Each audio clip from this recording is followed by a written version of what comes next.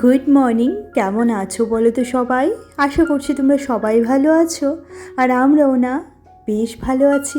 আমার আরও একটি নতুন ব্লগে আবারও তোমাদেরকে স্বাগত জানাচ্ছি। আর ঘড়িতে বাজে সকাল 6:45। আমি উঠেছি তখন 5:30 বাজে। উঠে মেয়েকে তুলে তারপর একটুখানি রেডি করিয়ে রেখে এসে ওর জন্য এদিকে টিফিনটা বানাচ্ছি। আর আজকে না একটুখানি প্যানকেক বানিয়ে দিচ্ছি, যার মধ্যে ছিল কলা আর একটুখানি ময়দা, তার সাথে একটুখানি চিনি আর বাটার দিয়ে সুন্দর করে প্যানকেকগুলো বানিয়ে নিয়েছি। একটুখানি টুটি ফুটি দিয়ে দিয়েছি, যেহেতু শুধু শুধু খেতে চায় না প্যানকেকটা, সে কারণে। আর এদিকে হঠাৎ করে দেখতেই তো পাচ্ছ যে মিঠির পাপা আর আমি গাড়িতে কোথায় গেছিলাম বলো তো, একটুখানি প্র্যাকটিস করতে। যেহেতু অনেক কষ্ট করে আমাকে এই গাড়ি চালানোটা শিখিয়েছে, আর সে কারণে প্রতিদিন একটুখানি প্র্যাকটিস না করলে না ওই সেরকম আর মানে সেটা আর মুখস্থ থাকবে না। তো সেই কারণে মাঝে মধ্যে বেরোই, প্রতিদিন যে বেরোনো হয় তা নয়, কারণ সংসারী মানুষদের অনেক কিছুই বুঝে শুনে চলতে হয় জানো তো। ওই সংসার থেকে ছুটি পেতেও একটুখানি সময়ের দরকার, তাই না? ওই 0.5 ঘন্টা 45 মিনিটের মতো যদি সকালবেলা বেরিয়ে পড়ি, তাহলে কাজগুলি কিন্তু অনেকটাই পিছিয়ে পড়ে। কিন্তু তারপরেও উপায় নেই, যেহেতু কোনো কিছু একবার শিখলে সেটাকে আর মানে যাতে না ভোলা হয়, সেই কারণে কিন্তু সেটাতে চর্চা থাকা উচিত। আর এদিকে দেখো চা নিয়ে নিচ্ছি। আর আজকে নতুন দুখানা কাপ দেখতে পাচ্ছ তো, এগুলো হচ্ছে ওই চৈত্র সেলের কাপ। একখানা কাপ 25 টাকা করে, আমি 4খানা কাপ এনেছি। আর কাপগুলি এত সুন্দর, আর তোমরা যারা প্রতিদিন আমার ভিডিও দেখো তারা হয়তো বা এই জিনিসটা বোঝো যে আমার কাপের ভীষণ নেশা। তো সেই কারণে যখন যেখানে সুন্দর জিনিস দেখি সেটা তুলে নিয়ে আসে। আর আমার হাতে না ভাঙে খুব কম, তো সেই কারণে জমতে জমতে অনেক হয়ে যায়। আর এদিকে স্নান হয়ে গেছে, এবার পুজোতে বসবো। আর একটুখানি চাটা আগে কেন খেয়েছি বলো তো, এত সকাল উঠেছি, তারপর ওই প্র্যাকটিসে গেছিলাম, তো সেই কারণে একটুখানি মাথা যন্ত্রণাও করছিল, সেই কারণে একটুখানি চাটা আগে খাওয়া হয়ে গেছে। আর আজকে যে কত রকমের জবা ফুটেছে তোমরাই গুনতে থাকো, ঠিক আছে? আমি কিন্তু আজকে তোমাদেরকে অ্যাকুরেট বলবো না যে কত রকমের জবা ফুটেছে, তোমরা শুধু দেখতে থাকো যে কি সুন্দর সুন্দর জবা ফুটেছে। আর জবা আমার ভীষণ পছন্দের একটা ফুল, যে কোনো সিজনেই জবা করা যায়। আর এগুলার পেছনে খাটনিও সেরকম অন্যান্য গাছের মতো নয়, তো তাই জবাটা না আমার ভীষণ পছন্দের। আর আজকে কখানা আর কত রকমের জবা ফুটেছে সেটা কিন্তু তোমরা অবশ্যই জানিও।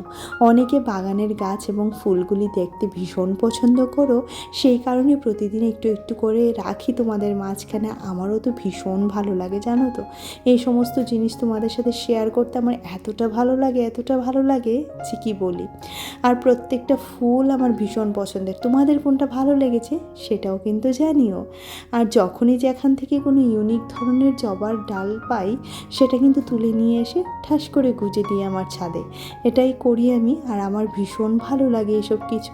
আর এই যে এবার ভালো করে দেখে নাও, এখানে কিছু সবগুলা একটা একটা স্যাম্পল করে তোমাদেরকে দেখিয়ে দিলাম। আর এদিকে দেখো গোপুসোনাকে সুন্দর করে সাজিয়েও দিয়েছি ফুল দিয়ে।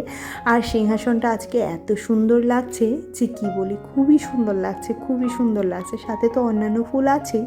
আর আমার ওই সকাল সকাল ঘুম থেকে উঠে যে রান্না বাড়া খাওয়া দাওয়া ওইসব না করে না ঠাকুরের কাজ করতে আমার ভীষণ পছন্দের, জানো তো।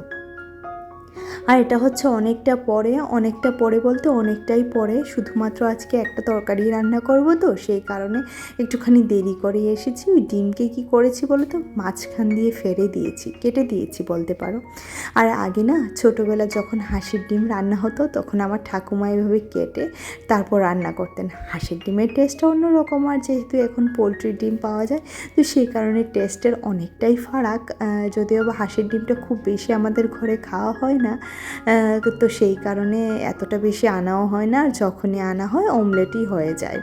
তো অনেক আগেকার দিনে মানুষ এভাবে ডিম কেটে খেত অভাবের তাড়নায়, আর এখনকার দিনে আমরা সুন্দর লাগে, দেখতে ভালো লাগে, সেই কারণে খাই, তাই না?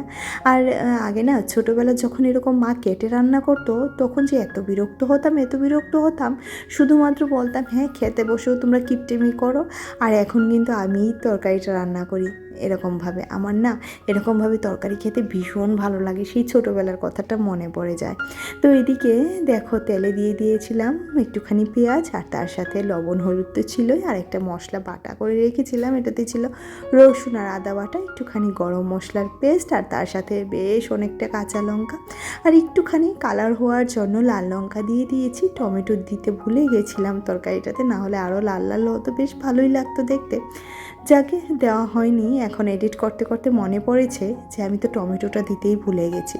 আর এত গরম কোনো ধরনের খাওয়া দাওয়া তো চলছেই না, আর কিচ্ছু খেতে ইচ্ছে করছে না, অবস্থাটা হচ্ছে এরকম। আর এদিকে মশলাটা ভাজা ভাজা হওয়ার পর তার মধ্যে ভেজে রাখা আলুটাও দিয়ে দেওয়া হয়েছে।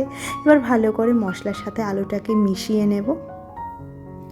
আর দেখো খুব সুন্দর করে মিশিয়ে যখন একদম মিশে আসবে তখন একটুখানি জল দিয়ে দেবো, ফুটন্ত গরম জল হলে ভালো হতো। কিন্তু আমি এত গরমের মধ্যে না রান্নাঘরে দাঁড়িয়ে থেকে ওই যে জল গরম করবো আবার দেবো, আর ভীষণ পরিমাণে গরম পড়েছে জানো না, তো একটুকু বৃষ্টি হচ্ছে না, গরমের পরিমাণটা অনেকটাই বেশি। আর আমরা যারা বাড়ির হাউস ওয়াইফ, শীত গ্রীষ্ম 12 মাসেই কিন্তু আমাদের সংসারের কাজকর্ম ঠিক টাইমের মধ্যেই কমপ্লিট করতে হয়, তাই না? সকালে যেহেতু খুব তাড়াহুড়ো করে বেরিয়ে পড়ি, তারপরে এসে আবার স্নান ধান করে পুজো দেওয়া থাকে, তো সেই কারণে না খুব সুন্দর করে ঘর মোছা হয় না। শুধুমাত্র সামনের ঘরটা একটুখানি মুছে গোপুসোনার সেবা করে নিই। তারপর যে এই তো রান্নাবান্না শেষ, এখন গ্যাসটা ঠান্ডা হবে, না হলে গ্যাস মুছতে গিয়ে আমি হাতে ছ্যাঁকা খাবো। তো গ্যাসটা ঠান্ডা হতে হতে এদিকে চলে এসেছি আমি ঘর মুছতে। দুখানা ঘরই এবার সুন্দর করে মুছে নেব। আর ঘর কিন্তু গোছানোই আছে, যেহেতু সকাল সকাল আমি ঘরটা সুন্দর করে গুছিয়ে রেখেছিলাম। আমার সোনামা এসে পড়েছিল অনেকটাই আগে, কিন্তু আসার পরেও সে ওই ঘরের বিছানাতেই শুয়েছিল। এখন কিন্তু আমি ওকে ভাত খেতে বসিয়ে রেখে এসেছি, মানে এখন ঘড়িতে প্রায় বেজে গেছে 1:45। আর আমি খুব সুন্দর করে ঘর দুটা একটুখানি পরিষ্কার করে নিচ্ছি। এবার এই দুখানা ঘর পরিষ্কার করে তারপর রান্নাঘরের কাজে যাব। আসলে কি বলো তো, গরম অতিরিক্ত, তো সেই কারণে রান্নাটা আগে সারি, না হলে ওই চিমনি চালিয়ে রান্না করি তো, আর ফ্যান চালানো যায় না। আর আমার রান্নাঘরটা যেহেতু ভীষণই ছোট, সেই কারণে ফ্যানের হাওয়াটা না ওই সোজা গিয়ে রান্নার গ্যাসের মধ্যে লাগে, আর গ্যাসের আগুনটাও না একটুখানি দপদপ করে, তো সেই কারণে ভয় আর ফ্যান চালিয়ে রান্না করার সাহসটা পাই না। তো এদিকে দেখো এবার গ্যাসটা ঠান্ডা হয়ে গেছে প্রায়, এবার গ্যাসটাকে সুন্দর করে মুছে নিচ্ছি। তো চলো রান্নাঘরের কাজগুলি করতে করতে আমার দুজন মিষ্টি দিদি ভাইদের নাম বলে নেওয়া যাক, এবং কমেন্টটাও পড়ে নেওয়া যাক। তো মনিকা দিদিভাই আমাকে বলেছে পটলের রেসিপিটা দিও, দেখি জিভে জল এসে গিয়েছিল। গোপাল সোনার বিছানাটাও দারুণ সুন্দর, দারুণ সুতপা। অসংখ্য ধন্যবাদ দিদিভাই, অবশ্যই পটলের রেসিপিটা দেবো। ভীষণ টেস্টি হয়েছিল জানো তো, এত টেস্টি হয়েছিল সেটা আমি তোমাদের সাথে যে কেন শেয়ার করলাম না সেটাই বুঝে উঠতে পারছি না। তবে অবশ্যই আমি একদিন পটলের এই রেসিপিটা তোমাদেরকে অবশ্যই শেয়ার করে দেখাবো। তারপর রুম্পা দিদিভাই বলছিল গোপাল সোনাকে তো সব সময়ের জন্যই সুন্দর দেখতে। ঠিক তাই দিদিভাই, এবং তুমি এও বলেছিলে সবই বুঝি কিন্তু তবু অল্প করে হলেও দিও। হ্যাঁ দিদিভাই, চেষ্টা করছি এখন প্রতিদিন ভিডিও দেওয়ার। আসলে কি বলো তো, তুমি আমার ব্যাপারটা খুব ভালো বুঝবে। সংসারে এত কাজের পরে, তারপর মেয়ের পড়াশোনার চাপের পরে ওই শ্যুট করা, এডিট করা একটুখানি চাপের হয়ে যায়। কিন্তু যদি ভিডিওটা কন্টিনিউ করা যায় তাহলে কিন্তু বেশ ভালো রেসপন্স পাওয়া যায় এবং রিচটাও ঠিকঠাক থাকে। কিন্তু তুমি কিন্তু শর্ট দিচ্ছ, প্লিজ দিদিভাই বড় ভিডিও আনার চেষ্টা করো, কারণ চ্যানেলটাকে এভাবে বসিয়ে রেখো না, একটু হলেও দাও। যেহেতু আমাকে তুমি এত সুন্দর করে বোঝাচ্ছ, আর নিজের বেলাতে কেন করছো না, অবশ্যই করে ভিডিও দাও দিদিভাই। আর এদিকে দেখো আমার রান্নার পর এই যে রান্নার কড়াইটা মাজা হয়ে গেছে। আর এদিকে দেখো আজকের লাঞ্চ মেনু বলতে গেলে এটাই। আর তোমার 5খানা ডিম দিয়েছিলাম আমাদের 3জনের জন্য। আর দেখছি রাত্রেবেলা অন্যান্য কিছু লাগলে করে নেব। আর এটা হচ্ছে খাওয়ার পর, দুপুরে খাওয়ার পর এখন একটুখানি শুবো। আর সারাদিনে এত কাজের পর একটু না শুতে পারলে না এনার্জি পাওয়া যায় না। আর আজকে মিঠি টিচারের পড়া সেরকম করানোর কিছু নেই, তাই একটুখানি শুয়ে পড়েছিলাম। আর এটা কিন্তু বিকেলবেলা। বিকেলবেলা দেখবে একটুখানি বেরোতে খুব ইচ্ছে করে না, হাঁটতে, সবার সাথে কথা বলতে, কিন্তু যদিও বা আমি সেরকম গিয়ে কারোর সাথে কথা বলি না, বা আমাদের বাড়ির গেটের সামনেও আমি কখনো দাঁড়াই না।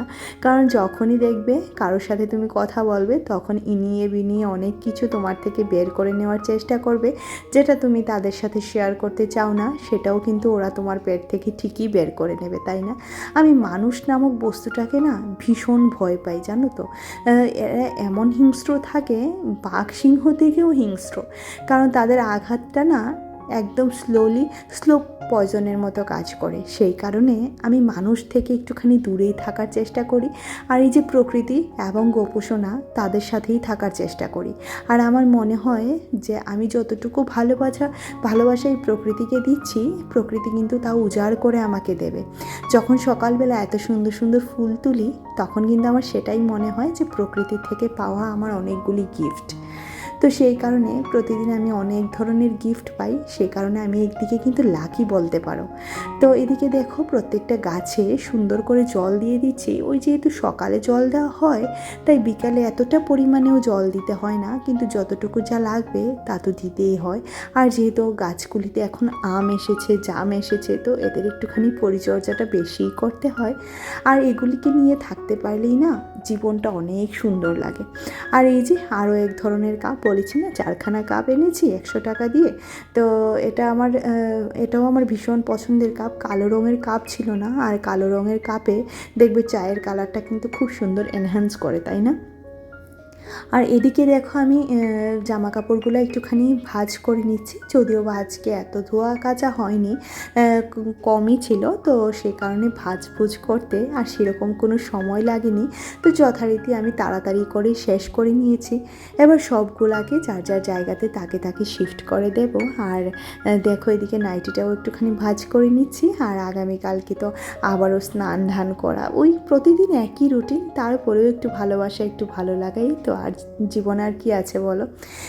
আর তারপর বিছানাটা একটুখানি গুছিয়ে নিচ্ছি। ওই ঘরটা আমার গোছানো হয়ে গেছে। সকালে যদি বেরোই, কালকে বেরোনোর কোনো ধরনের ইচ্ছে নেই, যদিও বেরোই তাহলে কাজবাজগুলো একটুখানি কমিয়ে রেখে দিলাম, শুধুমাত্র ঘরটা মুছে তারপর স্নান করে নিতে পারবো। তাহলে পুজোও দিয়ে নিতে পারবো তাড়াতাড়ি, রান্নাবান্নাও সমস্তটাই তাড়াতাড়ি হয়ে যাবে। আর আগামীকালকে মনে হচ্ছে ও বাড়িতে যাবে, তো যেহেতু বাড়িতে যাবে সেহেতু তো আমার মিঠি সোনাকে বাস থেকে নামিয়ে আনতে হবে, সমস্তটাই কিছু অবশ্যই করতে হবে নিজে একা। আর ও বাড়িতে না থাকলে তো এই কাজগুলো আমাকেই করতে হয়। তো চলো আজকের মতো এখানেই রাখছি, কালকের জন্য মিঠির ব্যাগটাও গুছিয়ে দিলাম। তো দেখা হচ্ছে পরবর্তী আরও একটা ব্লগে। টাটা।